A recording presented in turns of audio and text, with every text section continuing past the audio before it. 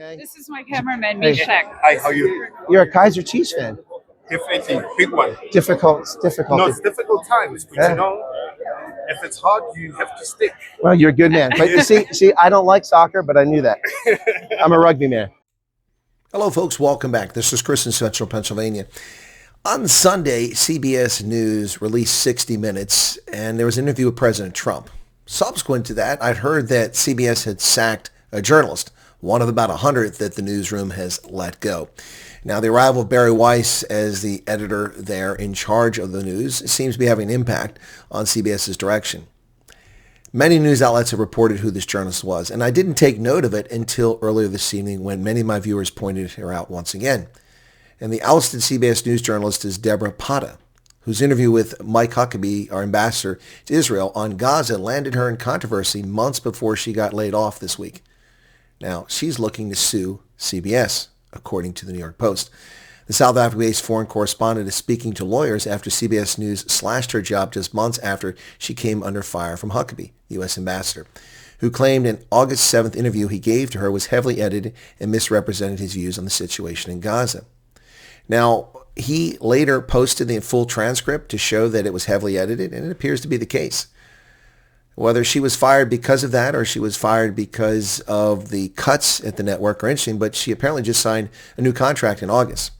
Now, folks, I'll confess to being a bit bemused with all that I've been going on here with me at the moment. I'm so busy with so many other things, with consulting, with election tomorrow, just a matter of hours from now, with Veterans Affairs, also with my broadcasting. I'm a little caught off guard on this. When many of my viewers mentioned her being sacked, I was kind of taken aback.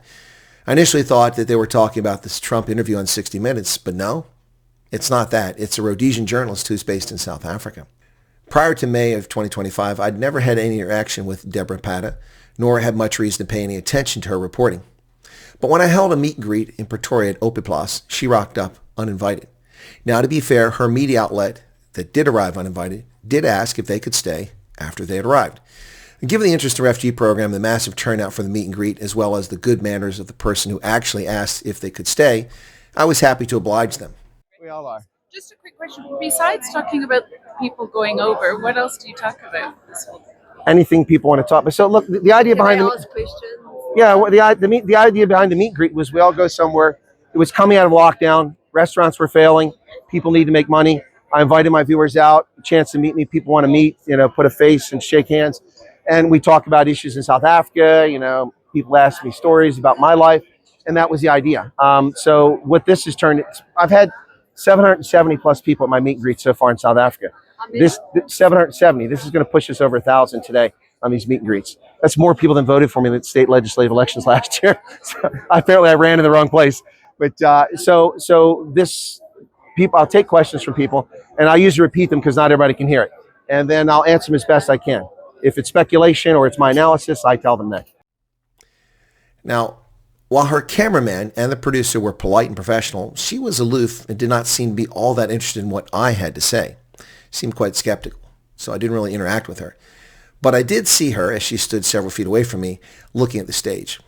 Now, throughout my presentation and the question-and-answer session that followed, I noticed her there in her peach blazer, frequently making snarky faces whenever I spoke. Now, this was especially pronounced when I talk about race relations in South Africa. After the meet and greet, someone told me that she was married to an EFF member of parliament. Apparently, that's not true.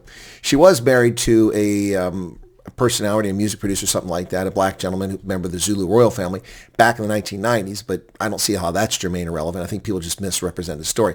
Also, I was told that she worked for Newsroom Africa, and it turns out that wasn't the case. Apparently, she was there working for CBS News. Whatever the case is, she made a lot of nasty faces staring at me, and I know this because whenever I speak to an audience, I always seek to make contact and engage my audience. I gauge the level of interest, whether they're interested or I'm on the right path with keeping them informed and or entertained depending on the circumstances. So I always do this. I've done this when I was a university lecturer. I've done it as an officer training troops. I've did it as a non-commissioned officer training troops, and it's something I do in my speeches. I engage with my audience. I find people in the audience who are listening to what I have to say and they're finding it interesting, and I'll shift around to look around the audience. And I could tell throughout this she was very unpleasant, very unhappy, very uncomfortable with what I had to say. And that's her prerogative.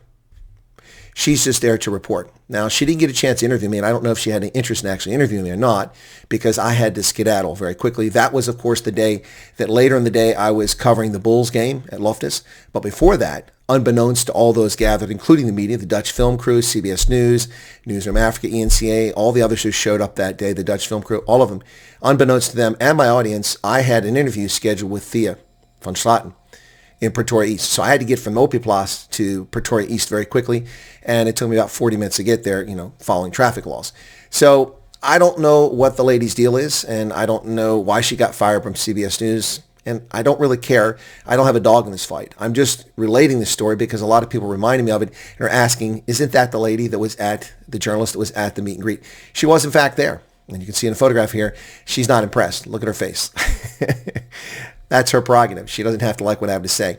I never knew whether CBS News carried that story at all, either in the U.S. or in South Africa. I never saw any footage of it. If they did, it's news to me. But I will publish a video tonight showing you part of that conversation, because what I've said about the refugee program has been wildly misreported by attention-seeking people looking for views on social media, by the media who like to lie about the refugee program, and people, for whatever reason, dislike me, have misrepresented what I said. You'll see it here for the first time ever on my channel, recorded video of me speaking at the beginning, or not the beginning, but a part of what happened before we got to the question and answer session. I'm talking specifically about the refugee program and what it means to folks. And I said this back in May, before the first refugees ever arrived in the States. Now, bear in mind, the first refugees were arriving just a couple days after this, so it was very apropos. Anyway, this is what I have to say on this issue, so hopefully that puts it to rest. I don't have an axe to grind against this journalist. I don't really care about this journalist. I just know that, as people said, she was there, and a couple of people told me she was very rude to them.